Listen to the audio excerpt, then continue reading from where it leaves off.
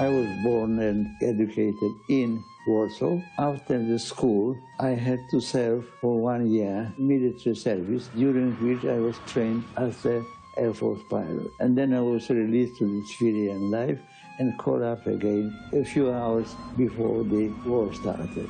Then the news came that Russians crossed our border.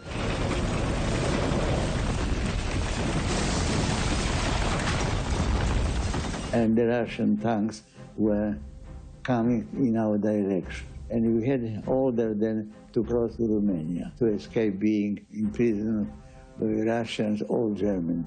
On the 17th of September, after 5 o'clock, we crossed the bridge on the river, and then we were in Romania.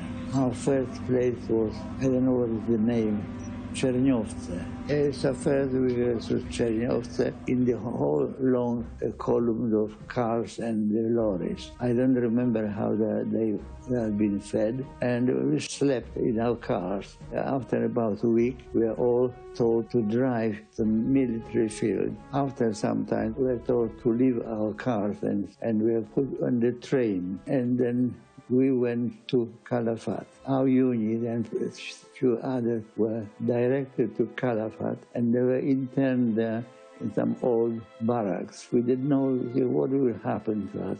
We lost our country. We were separated from our friends and family. So everything very gloomy. But we heard that some sort of Polish armed forces were reformed in France. So of course we were very keen to get to France, but how to get there from Romania? What do you remember about the camp? The camp, we were put in old barracks which were abandoned. So they're very dilapidated. I was just nominated to the lowest rank of officers. The officers, we had some pay of 100 liras a day, and we had to feed ourselves. And we officers were allowed to get out of the camp to the town. We officers, we refused to sign our declaration that we should not leave the camp without the permission. We arrested and put in one large room. At the end of November, we were told by our commanding officer was told by the Romanian officer that the camp will be transferred from Calafat to some unknown place in the center of Romania. Our escape route was more or less organized and working slowly, and now everything was going to be changed. So there was a big alarm. The camp was surrounded by a high fence. So at night, before the camp was going to be moved, there was a Romanian guard standing by the fence. His rifle was put against the fence, and there was a long queue of Polish servicemen there. And he was just lifting to help him to get over the fence. He put his other thing and small money was put into his handbag. Every escape. And the whole long queue got over with the help with this Romanian guard. I was waiting outside already in civilian clothes. We met one of the patrols, so they were surrounding us. I was, as a civilian, just moved back, and they were marching them somewhere. They surrounding him by guards with rifles and bayonets. Well, I was following them, and then I got one of the guardsmen and gave him small money. He disappeared.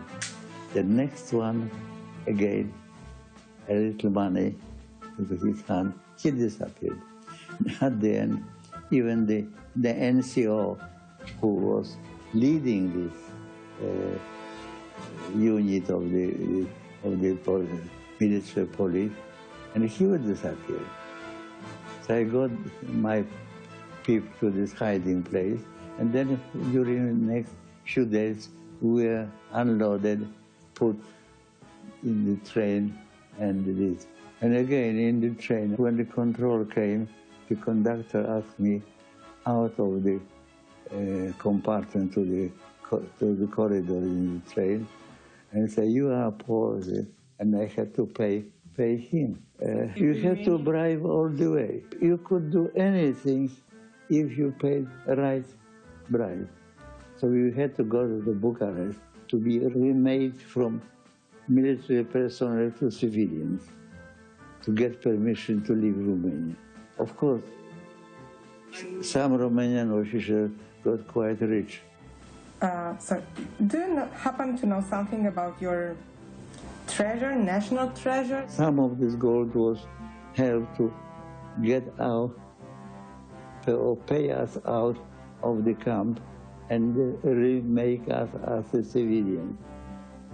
And then we have to change our clothing, and then we are put in the train to Yugoslavia, then from Yugoslavia to Greece, and then by boat, which was the Polish small liner, which was traveling from Piraeus to Marseille.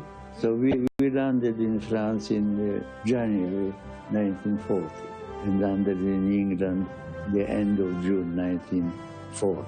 So that was end of our long journey there. How did you end up in Royal Air Force? Well, the beginning of June 1941, I was sent to be retrained as a pilot in the Polish Air Force, which was actually at that time incorporated into RAF.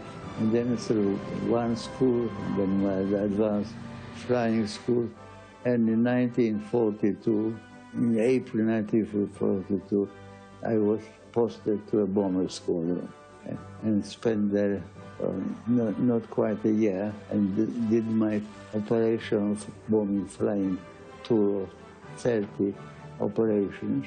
I was lucky to get alive through that. There was Battle of Britain, where Germans tried to invade this country, and I was one in my crew who did finish there, because of every 4 crews, one only had a chance to survive the tour, and 3 were lost. How the others see you? You were a Polish pilot. We had some personal contact with the British. Mostly our contacts were through English girls in Blackpool. As you know, first contact is always through a girl. When I was walking with this friend of mine to the hangar, he told me that in 2 weeks' time he's going to marry his girlfriend. But the next day I had to telephone that girl saying that her fiancé is missing. Can you tell us the ugliest day of the war for you? Most ugly? Well, I think it was collapse of France. We believe that France, and together with England, will really fight the war and start the offensive in spring, and we're so certain that they will defeat Germany, and then with the Allied troops, we shall be able to get back to our country. But which is happiest day of the war? And when we finally got posted to a bomber squadron, that was quite a happy thing. But whether we had a very happy moment, I don't know. When I was flying in with this bomber squadron, we lived from one day to the other. My crew and myself were happy to survive, because most other crews which were posted to the squadron with us were lost.